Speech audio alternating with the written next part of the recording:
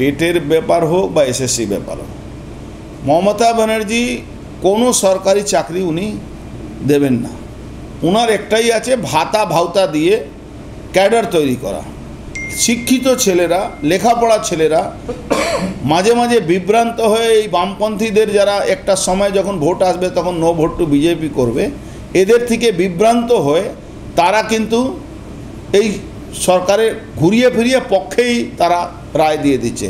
কিন্তু যখন চাকরির ব্যাপার আসছে তখন এই সরকার সবসময় চাইছে কি কোনো সরকারি চাকরি না, ভাতার ভাউতা দিয়ে উনি সরকার চালাবেন। আপনি দেখুন, যদি ওই এসএসসি ব্যাপারে আজকে রিভাইজ পিটিশন শেষ হয়ে গেল, ডিসমিস হয়ে গেল, যদি উনি ওই 5000 যে ইললিগাল যারা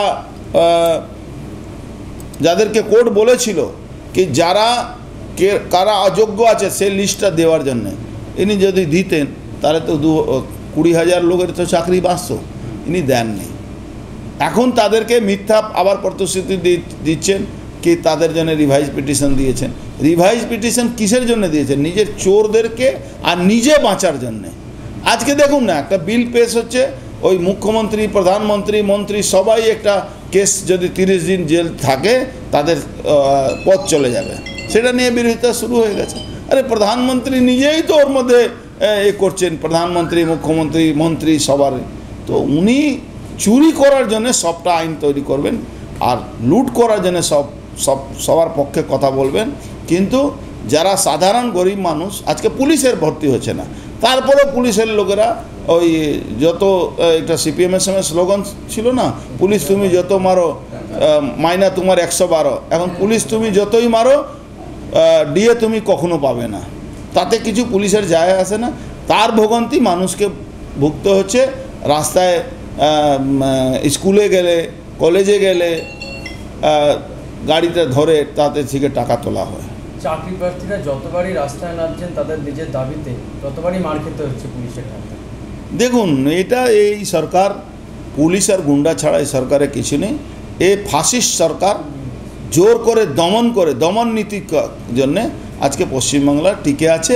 শিক্ষক হোক, সাধারণ মানুষ হোক, কেউ কোনো প্রতিবাদ করলে, অভয়া মা হোক বা অভয়ার পরিবারের লোকেরাদেরকে প্রতিবাদ করতে গেলে মার খেতে হচ্ছে, জেল যেতে হচ্ছে। এই সরকার এইভাবে চলছে। পরিযায়ী শ্রমিকদের রাজ্যে ফিরে আসে 5,000 টাকা করে দেওয়ার কথা। যে পরিযায়ী শ্রমিকরা 50,000 1 লাখ টাকা রোজগার করে, মমতা ব্যানার্জি তাদেরকে 5,000 টাকা, আসলে কিচ্ছু না। যে এখানে ওনার ক্যাডাররা যারা ভোট লুট করে তাদেরকে 5,000 টাকা মাইনা সরকারি পয়সা দিয়ে দেওয়ার একটা চক্রান্ত আছে।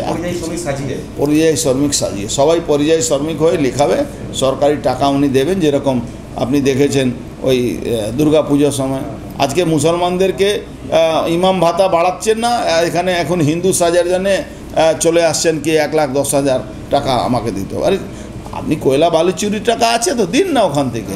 আপনি ডিএ দিতে পারছেন না, আপনি ভাতা দেওয়ার শুরু করে দিয়েছেন। আপনি কোনো উনি দুর্গা পুজোকে দিচ্ছেন, কাকে দিচ্ছেন? ওরা চাঁদা তুলে না, তাহলে একটা করে দিয়ে কি চাঁদা কেউ তুলবে না?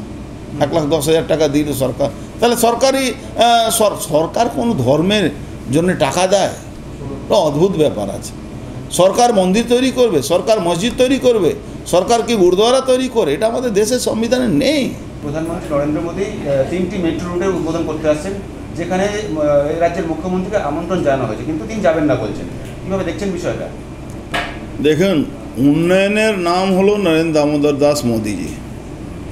ভারতবর্ষকে 11 বছরের মধ্যে উনি যে জায়গা পৌঁছিয়ে দিয়েছেন প্রত্যেকটা ক্ষেত্রে, উন্নয়ন থেকে নিয়ে ডিফেন্স থেকে নিয়ে, যেভাবে সারা ভারতবর্ষে মানে চিত্রটা পাল্টেছে। আর যত উনি উন্নয়নকে ভালোবাসেন বা উন্নয়ন করছেন, পশ্চিমবাংলার সরকার মানে মুখ্যমন্ত্রী মমতা ব্যানার্জি তত উন্নয়ন বিরোধী। ইনি প্রত্যেক বছর বাঁধ তৈরি করেন তিরপাল দিয়ে, প্রত্যেক বছর ভেঙে যায়। কেন্দ্রীয় সরকারের কোটি কোটি টাকা ওই ইস্যুতে ইনি লুটপাট করে, ইনার লোকেরা লুটপাট করে, ইনিও লুটপাটের মধ্যে থাকলেও মেট্রো রেলওয়ের উদ্বোধন করছেন, উনি যাবেন না। উনি উন্নয়নের জায়গা যাবেন কিন্তু এখনই কয়লা চুরি চোরদের যে হবে মিটিং হবে, সরকারি মিটিং দেখবেন, ওখানে সব কয়লা চোররা বসে আছে, উনি থাকবেন। উনি উনার সরকারি মিটিংয়ে কেন্দ্রীয় সরকারের বিরোধিতা করবেন, সরকারি মিটিংয়ে সরকারি পয়সাতে। একটা মুখ্যমন্ত্রী কি করে কেন্দ্রীয় সরকারের বিরুদ্ধে কথা বলে? উনি ওই মিটিংয়ে ওই সৈকত মোল্লাকে বলবেন বোম বাঁধে, আবার সে ওনার এমএলএ আছে, তাকে গ্রেপ্তার করবেন না। তো মমতা ব্যানার্জি উন্নয়ন বিরোধী, এটা বাংলার সমস্ত মানুষ জানে, সবাই জানে। তার একটা উদাহরণ আমি বলছি, ব্যারাকপুর অবধি অলরেডি 2200 কত কোটি টাকা পড়ে আছে। শুধু কেএমসি যে জলের লাইন গেছে, ওই লাইনটাকে একটা সাইডে নিয়ে যাওয়ার জন্য টাকা অলরেডি বরাদ্দ করেছে কেন্দ্রীয় সরকার, রেল দপ্তর, কি ওখানে সরিয়ে দিন, মাঝখান থেকে ব্রিজ করে ওটাকে বানিয়ে দেওয়া যাবে মেট্রো রেল। এটা বহু আগে স্যাংশন হয়েছিল, কিন্তু মমতা ব্যানার্জি সরকার ওটা করতে দেন। আমি চ্যালেঞ্জ করছি। আমি একদিন মিটিংয়ে, এই মিটিং হচ্ছিল যখন, আমি স্বগত রায় এমপি, তাকেও বলেছিলাম কি আপনাদের সরকার কেন এটা করতে দিচ্ছেন না। ওনার কাছে কোনো উত্তর ছিল না। আপনাকে আরও একটা উদাহরণ দিয়ে দিই, সন্তোষপুর থেকে আপনি ছোটো জাগুলিয়া আপনি যে হাই রোড, আপনি দেখুন তো এখন পর্যন্ত করতে পারছে? সব রোহিঙ্গা মুসলমানরা দখল করে বসে আছে। ওখানেও প্রায় কয়েকশো কোটি টাকা পড়ে আছে তাদের কম্পেনসেশন দেওয়ার জন্য, কিন্তু এই রাজ্য সরকার করতে দিচ্ছে। তো ইনি উন্নয়ন বিরোধী। ইনি কি করে টাকা আসবে? এই টাকাটা সরাসরি যদি মানুষের কাছে যায়, ওনার অসুবিধা আছে। ওনার ট্রেজারিতে টাকা দিতে হবে, উনি টাকা বাঁটবেন নিজের নাম করে, নামকরণ করে, তাতে উনি খুশি। সেখান থেকে ওনার ভাগ আসবে, ওনার পরিবারের লোকেরা ভাগ আসবে, তখন উনি ওইটা নিয়ে ইন্টারেস্টেড থাকেন। উন্নয়ন জন্য ইন্টারেস্টেড নেই।